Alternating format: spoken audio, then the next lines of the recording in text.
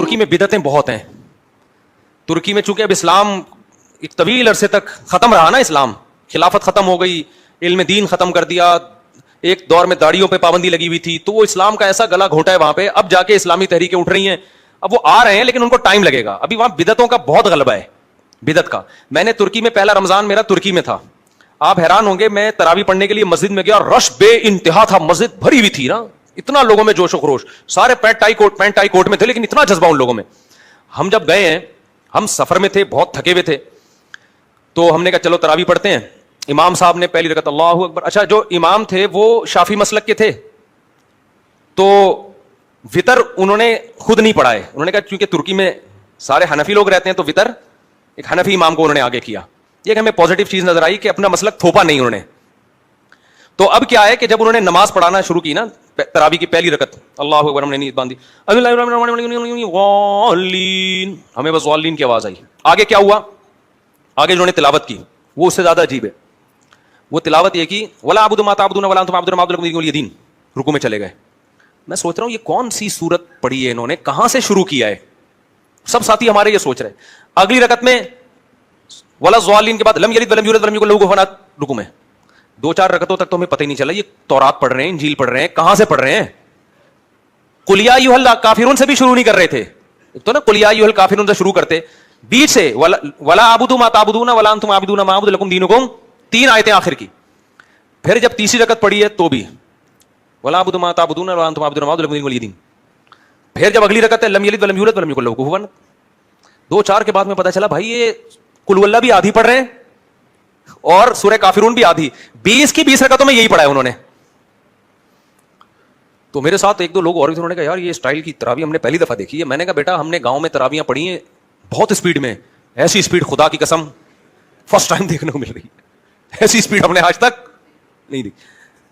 پھر وہ انہوں نے کہا وہی وہ جو ہے وہ, کیونکہ سارے ترکی میں تو 99.9% فقہ حنفی ہے, خلافت تھی نا وہاں, تو اب وہاں پر وہ امام جو تھے وہ حنفی امام آئے نماز پڑھانے کے, انہوں نے پھر وہ وطر میں پوری کسر پوری کر دی.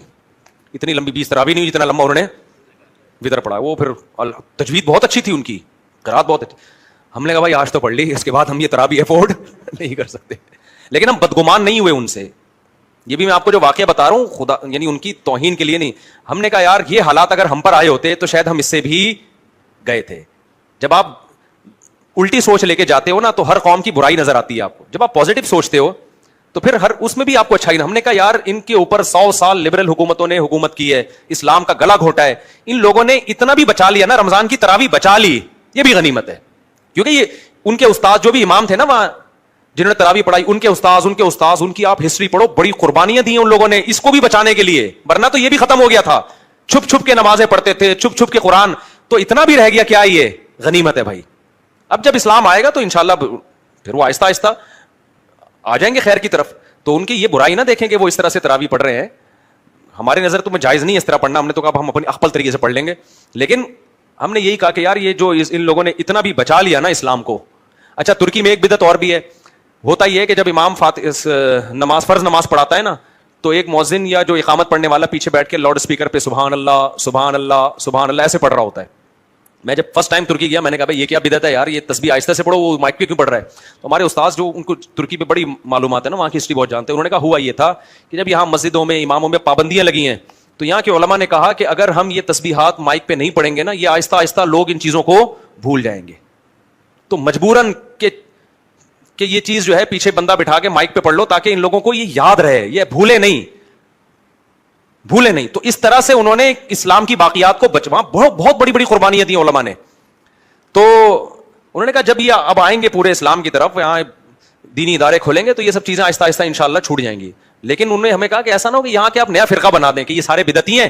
لوگ کیا کر رہے ہوتے ہیں ایسے موقع پہ, ابے یہ سارے کیا ہیں بدعتی ہیں, ان کو تو تراویح پڑھنی نہیں آتی, ان کو تو تسبیح مائک پہ پڑھتے ہیں. میں ایک نئی مسجد بنا رہا ہوں, اس کا نام ہوگا قرآن و سنہ اکیڈمی, اور اس میں سب کیڑے نکالتا رہوں گا بیٹھ کے. یہ ہمارے پاکستانیوں کا یہ اسٹائل ہے, یہ بھی بدعتی ہے, اس کو مائک پہ تسبیح پڑھتا ہے وہ بھی جہنمی, قرآن و سنت صرف میں بتا رہا ہوں.